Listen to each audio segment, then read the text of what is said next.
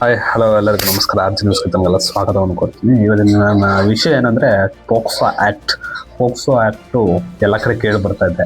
ರೀಸೆಂಟಾಗಿ ಯಡಿಯೂರಪ್ಪ ಅವ್ರ ಕೇಸ್ ಆಗಿತ್ತು ಪೋಕ್ಸೋ ಆ್ಯಕ್ಟು. ಹಾಗೆ ಇವತ್ತು ಅದ್ರ ಬಗ್ಗೆ ಸ್ವಲ್ಪ ವಿಚಾರಗಳು ತಿಳ್ಕೊಳ್ಳಿ ಅಂತ ತಿಳಿಸ್ಕೊಡ್ತೀನಿ ನಿಮಗೆ. ಪೋಕ್ಸೋ ಬಂದ್ಬಿಟ್ಟು POCSO.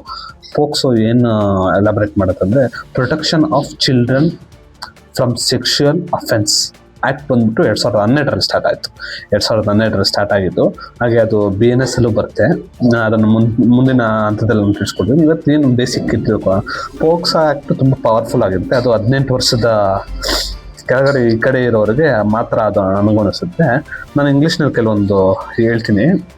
ಆ law protects anyone under 18 from sexual assault and harassment ಮತ್ತು ಸೆಕ್ಷುವಲ್ ಅಫೆನ್ಸ್ ಇನ್ಕ್ಲೂಡ್ ಆಗುತ್ತೆ ಈ ಪೋಕ್ಸೋ ಆ್ಯಕ್ಟಲ್ಲಿ. ಹಾಗೆ ಬಂದ್ಬಿಟ್ಟು ಜಡ್ಜ್ಮೆಂಟು ಬೇಗ ಕೊಡ್ತಾರೆ ಈ ಕೇಸ್ಗಳಲ್ಲಿ. ಪೋಕ್ಸೋ ಕೇಸ್ಗಳಲ್ಲಿ ಬೇಗ ಸ್ಪೀಡಿ ಟ್ರಯಲ್ ಆಗುತ್ತೆ. ಬೇಗ ಅದರಲ್ಲಿ ಏನೇನು ಉದ್ದೇಶಗಳು ಏನೇನೆಲ್ಲ ಟ್ಯಾಲಿ ಮಾಡಿಬಿಟ್ಟು ಇದಕ್ಕೆ ಶಿಕ್ಷೆ ಕೊಡ್ತಾರೆ. ಹಾಗೆ ಇದು ತುಂಬ ಕಠಿಣವಾಗಿ ಶಿಕ್ಷೆ ಇರುತ್ತೆ ಇದಕ್ಕೆ. POCSO act is very powerful in the India. ನಿಮಗೆ ಗೊತ್ತಿರ್ಬೋದು, ದೊಡ್ಡ ರಾಜಕಾರಣಿಗಳು ಈ ಕೇಸ್ನಲ್ಲಿ ಒಳಗೋಗಿರೋ ಇದಿದೆ. ಹಾಗೆ ಅದರದ್ದು ಇಂಪಾರ್ಟೆನ್ಸು ಹಾಗೆ ಅದರದ್ದು ಪನಿಷ್ಮೆಂಟ್ಗಳನ್ನ ತಿಳಿಸ್ಕೊಡ್ತೀನಿ ಬನ್ನಿ. ನಾವು ಸೆಕ್ಷುವಲ್ ಅಸಾಲ್ಟು Section 4ರಲ್ಲಿ ಏನು ಹೇಳ್ತಾರೆ ಅಂದರೆ ಪನಿಷ್ಮೆಂಟ್ ಅದಕ್ಕೆ 10 ವರ್ಷ ರಿಗ್ರೆಸ್ ಪನಿಷ್ಮೆಂಟ್ ಇರುತ್ತೆ. ಹಾಗೆ ಲೈಫ್ ಇಂಪ್ರಿಸ್ಮೆಂಟು ಆಗೋಕ್ಕೆ ಚಾನ್ಸಸ್ ಇರುತ್ತೆ. ಜೀವಾವಧಿ ಶಿಕ್ಷೆನೂ ಆಗೋಕ್ಕೆ ಚಾನ್ಸಸ್ ಇರುತ್ತೆ.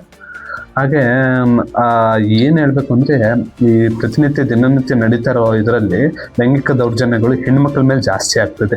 ಹೆಣ್ಮಕ್ಳು ಹಾಗೆ ಇನ್ನೊಂದು ಏನಿದೆ ಅಂದರೆ ಅಪರಾಧಿಯು ಅಧಿಕಾರದ ಸ್ಥಾನದಲ್ಲಿ ಇದ್ದರೆ, ಉದಾಹರಣೆಗೆ ಶಿಕ್ಷಕರಾಗಿರ್ಬೋದು, ಪೊಲೀಸರು, ಅಧಿಕಾರಿಗಳು, ಯಾವುದೇ ರೀತಿಯ ಅಧಿಕಾರಿಗಳು, ಪೋಷಕರು. ಎಕ್ಸಾಂಪಲ್, ಒಂದು ಹುಡುಗಿ 12ರಿಂದ 16 ವರ್ಷದ ಹುಡುಗಿ ಮೇಲೆ ಏನಾದರೂ ರೇಪು ಅಥವಾ ಲೈಂಗಿಕ ದೌರ್ಜನ್ಯ ಏನಾದರೂ ಆದರೆ ಅವರಿಗೆ ತುಂಬ ಕಠಿಣಾಗಾರ ಶಿಕ್ಷೆಗಳನ್ನು ಇಡ್ತಾರೆ. ಕಠಿಣ ಶಿಕ್ಷೆ ಇರುತ್ತೆ ಅವ್ರಿಗೆ.